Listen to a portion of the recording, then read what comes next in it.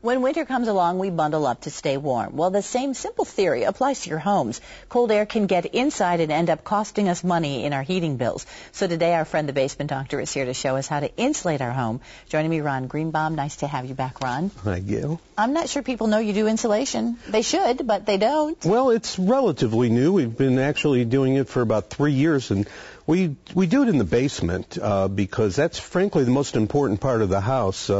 There's a lot of articles. In fact, there was just one recently in the Columbus Dispatch where someone had a home inspection and an energy audit, and lo and behold, the windows weren't the problem. It was the basement band board, and we've known that for many years. What do you call it, the basement? Band board. It's the board right at the top of the basement wall. Between that and what would be and the deck of the deck of the floor. Mm-hmm. And a lot of people have it insulated, but it's insulated with old batten insulation that allows air to still come back and forth, and it becomes moldy, and a lot of other bad things happen. So what do you recommend? How can you fix it? Well, we use something called closed cell insulation, which will not allow any air to penetrate. And that's the key, is to stop air from coming in, because particularly during the winter, and now it's good to be insulated even during the summer, because that way you don't lose your conditioned air, things like that. But during the winter time, you get all that cold air coming in, and the way a home works, we've talked about it before, it's called the stack effect.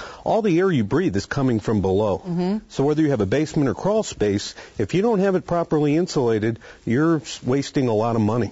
And now we're going to show you some pictures of the bare pipes, and then obviously that doesn't help either. Yeah, unfortunately, people do what we call pipe penetrations. They put their lines out, their water lines, their gas lines, things like that, and then they don't seal around it. Mm-hmm. Or maybe they've had work after the home was built, and it's costing a fortune.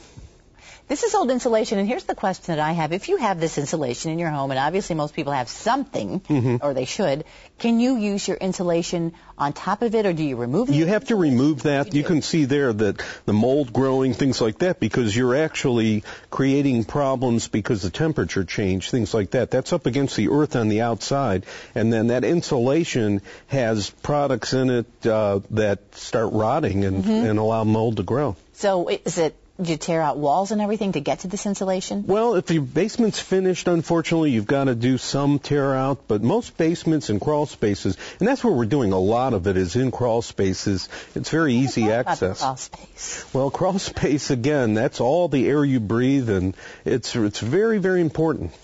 When you go into homes and you said people thought it was the windows, how do you know that this is where you're having your problem? Well, you can go down. I'll tell you, one of the things we do is simply turn the lights out in the basement during the day, which a lot of basements are a little bit darker, and you start seeing actually where you can see light. If you can see light, then that means air is you've coming got air, that's for sure. This is spray foam?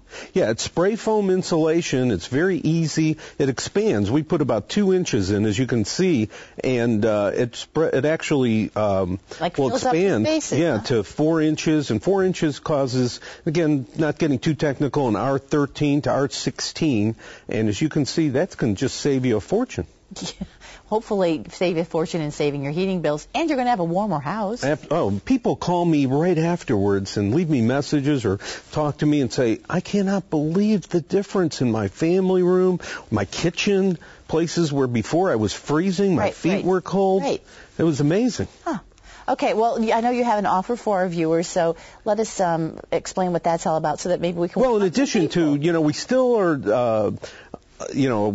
again, because of the type of product we have, it's eligible for the tax credit still till the end of the year. And that's what people don't understand, I don't think, Ron. This is still going on. Yeah, it's still going on, but you have to have a manufacturer certificate to turn in with your taxes, and we do have that. Mm-hmm.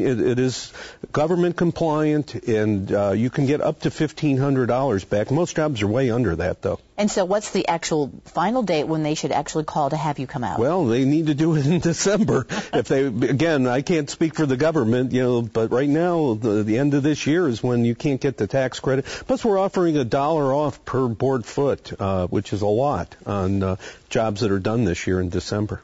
Ron, it's nice to have you here. This is good information, and I'm still surprised about, I don't know why, the crawl space is part of the basement. It's something for people to think about when they don't necessarily think about that part. That's right, yeah. All right. Thanks, Ron. Great to see you.